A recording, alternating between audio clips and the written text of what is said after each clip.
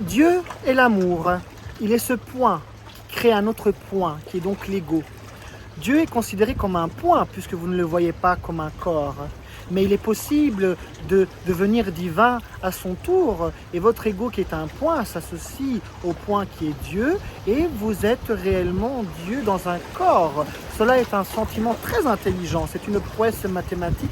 Les mathématiques doivent être facilitées par une mémorisation la plus petite possible. Les noms étranges, les symboles difficiles ne sont pas utiles aux mathématiques.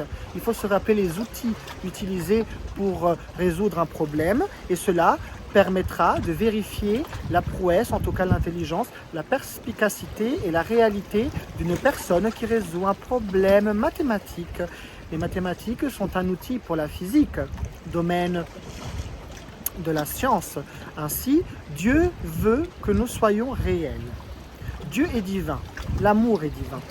Dieu nous veut forts et vaillants, courageux, réels et surtout créatifs.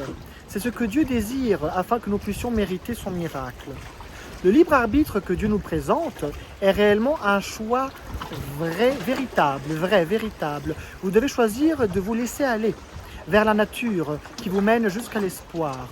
Dans le corps, il ne faut rien forcer, jamais.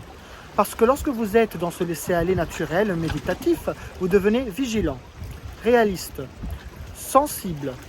Vous voyez ce que vous avez devant et vous comprenez aussi ce que vous avez à l'intérieur.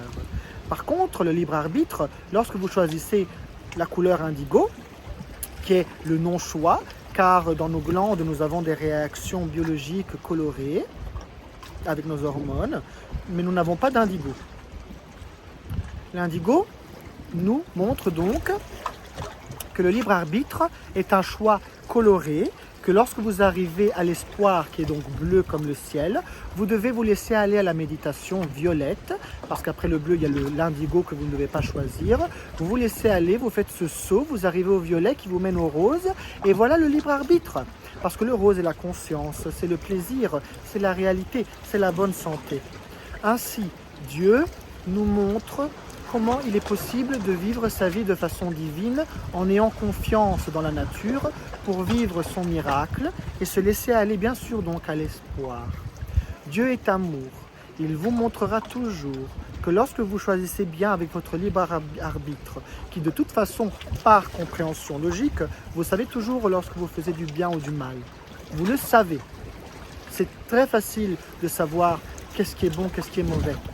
Bon, c'est pour l'humanité, pour les gens, pour l'amour, pour la nature, pour la beauté, pour le plaisir, pour la paix, pour la tranquillité, pour la bonne santé. C'est très simple. Vous vous posez toujours la bonne question. Qu'est-ce qui est bon à faire maintenant dans cette situation et en ce moment? Simplement. Donc le mauvais, celui qui est méchant, il sait toujours qu'il le fait exprès. Et il choisira d'aller vers l'indigo. L'indigo n'a pas de fin, mais cette personne s'arrêtera parce qu'à un moment, la punition sera tombée. Voilà le libre arbitre. Et il devra faire le chemin en arrière, parce que dans l'indigo, on n'apprend rien. Nous devons vivre nos hormones afin de comprendre le suivi de la réalité. Ce suivi, cette connexion, c'est la féminité.